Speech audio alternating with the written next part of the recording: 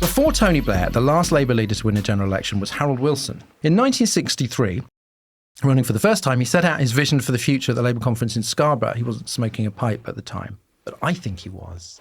I want to imagine. He was vague. Yeah, if only I had like a pipe vape prop, bright pink disposable. I can't. No, he didn't have it. I can't do a Harold Wilson voice, sorry. We are restating our socialism in terms of the scientific revolution, but that revolution cannot become a reality unless we are prepared to make far-reaching changes in economic and social attitudes. The Britain that is going to be forged in the white heat of this revolution will be no place for restrictive practices or for outdated methods on either side of industry. It's not like that exciting in context, but white heat is very exciting and the message. And then Tony Blair also sort of took up this baton of technological change. In his 94 conference speech, he coined the phrase New Labour, New Britain. Well done, very catchy.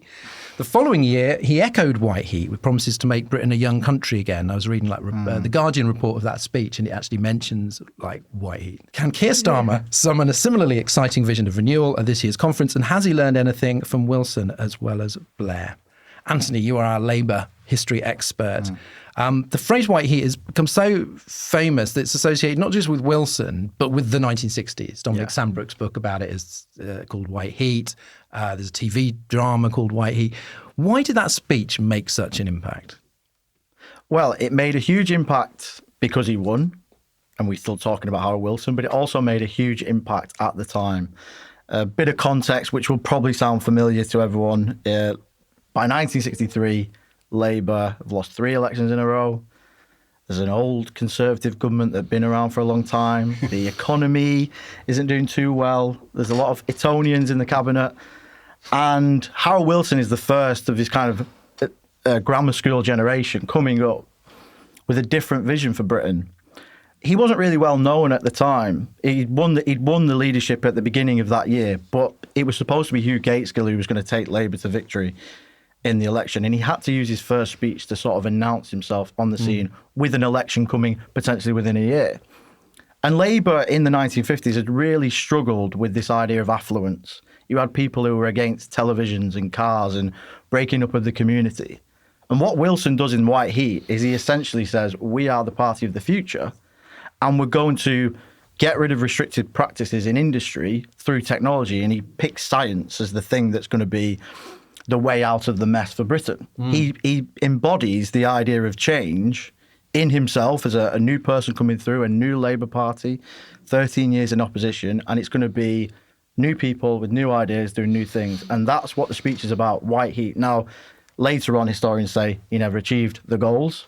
But for the purposes of this conversation, we're talking about, trying to win an election. And for Keir Starmer to essentially still, even though he's heading the polls, I think he hasn't really had his White Heat moment where people go, that's the thing that a future Labour government will do. Where you were talking before about the green industrial revolution and green growth, can he hang everything that he wants to do around that strategy with a speech, with a framing device? That remains to be seen. But the impact of Wilson, that was why it was so big, because people hadn't expected a Labour politician to go out there and sort of encapsulate the future in that way.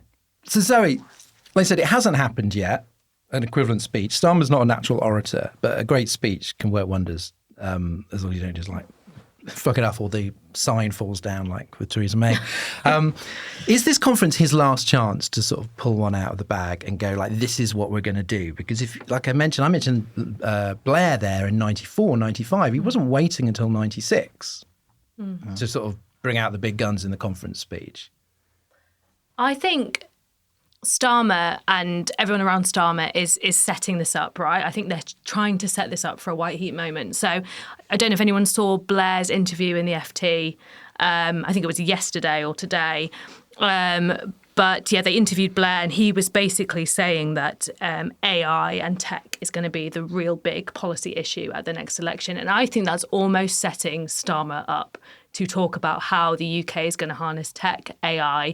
When you couple it with this green transition, is the speech going to be, this is how we're going to grow Britain, we're going to harness all these new skills, everyone's going to have a job, we're going to become, the next Silicon Valley, but without all the tech millionaires in cabinet. This is going to be from the people, but it's going to be future-proof. It's going to be exciting. I think that's what they're trying to set this up for. Now, the question is, can Starmer deliver it with the punch needed? Can he deliver it in a way that people understand, that people are inspired by? Now, Labour have got the buzz around them now, 20 points ahead in the polls. Everyone thinks they're going to win the next election. Labour conference, you can imagine the atmosphere. This will be my first Labour conference I attend, and I think it's probably going to be quite a good one compared to years gone by. Yeah. You missed the Yeah. It's yeah. They're at glory hunting I hope now. so. Glory hunting now. Like starting to follow Manchester City in the last 3 years. So this is it's like coming onto sing the when you're pitch in winning. the 89th minute. Don't be chill. But yeah, I think it's going to be, it's almost like if he can't animate people now, when can he do it? So I think he's got a good shot, and I think he's been, Blair. We know Blair is in his ear. We know he's advising Starmer, and Starmer's modelling himself somewhat on Blair.